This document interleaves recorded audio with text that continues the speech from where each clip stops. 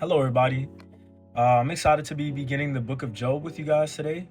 It's been a long time since I've read this. I think the last time I read it was when I was like a child.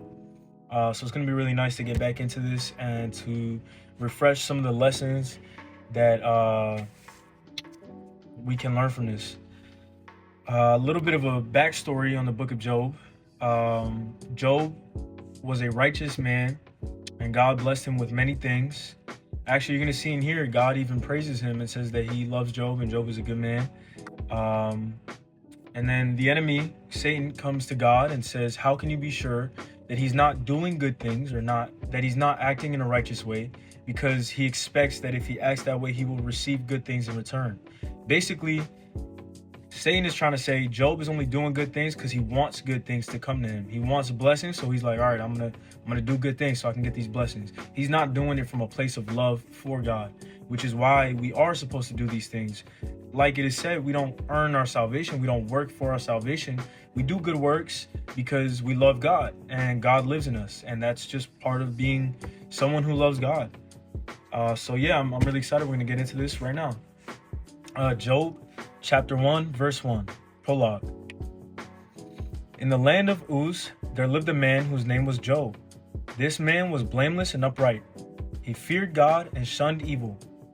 He had 7 sons and 3 daughters, and he owned 7,000 sheep, 3,000 camels, 500 yoke of oxen, and 500 donkeys, and had a large number of servants.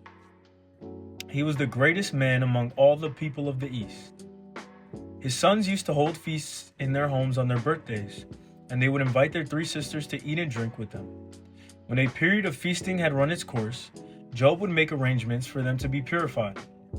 Early in the morning, he would sacrifice a burnt offering for each of them, thinking, perhaps my children have sinned and cursed God in their hearts. This was Job's regular custom. One day the angels came to present themselves before the Lord, and Satan also came with them. The Lord said to Satan, where have you come from? Satan answered the Lord, from roaming throughout the earth, going back and forth on it. Then the Lord said to Satan, have you considered my servant Job? There is no one on earth like him. He is blameless and upright, a man who fears God and shuns evil. Does Job fear God for nothing? Satan replied. Have you not put a hedge around him and his household and everything he has? You have blessed the work of his hands, so that his flocks and herds are spread throughout the land. But now stretch out your hand and strike everything he has, and he will surely curse you to your face. The Lord said to Satan, very well then, everything he has is in your power, but on the man himself do not lay a finger. Then Satan went out from the presence of the Lord.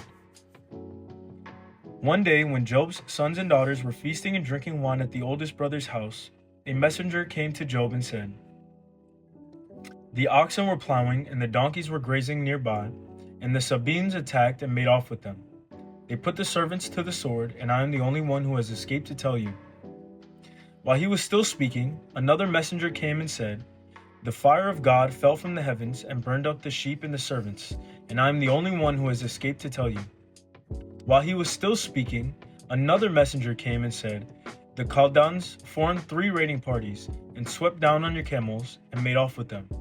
They put the servants to the sword, and I am the only one who has escaped to tell you. While he was still speaking, yet another messenger came and said, your sons and daughters were feasting and drinking wine at the oldest brother's house, when suddenly a mighty wind swept in from the desert and struck the 4 corners of the house. It collapsed on them, and they are dead, and I am the only one who has escaped to tell you. At this, Job got up and tore his robe and shaved his head. Then he fell to the ground in worship and said, naked I came from my mother's womb, and naked I will depart. The Lord gave, and the Lord has taken away. May the name of the Lord be praised. In all this, Job did not sin by charging God with wrongdoing. It's a lot to go over. I just want to say, first off, I love when stories in the Bible are like this. A little easy to follow, kind of like a story format. It makes it, I'm just saying, for me personally, it makes it easier to read, easier to comprehend, more interesting.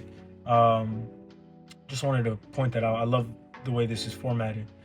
But the second thing, going into the meat and potatoes of this, as I said when we began this, God himself praises Job and says he's a good man. And again, Satan comes and being the enemy that Satan is, tries to make things seem the way they are not. He's trying to say Job is only loving on you and being good to you because you do good things for him. You know, in life, it's easy to praise God when good things are happening to you, but when you lose your health, people around you, God forbid, start dying. If you're going through financial troubles, if you lose everything and you're destitute, can you still praise God in those moments? And I think right here, such a beautiful thing to say from Job. Naked I came from my mother's womb, and naked I will depart. The Lord gave, and the Lord has taken away. May the name of the Lord be praised.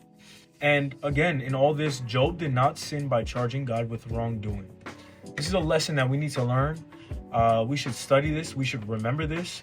And when you're going through hard things, remember this. Praise God through the struggle. Praise God through the bad things. And tomorrow we're going to go into the next chapter. And yeah, thank you guys for listening.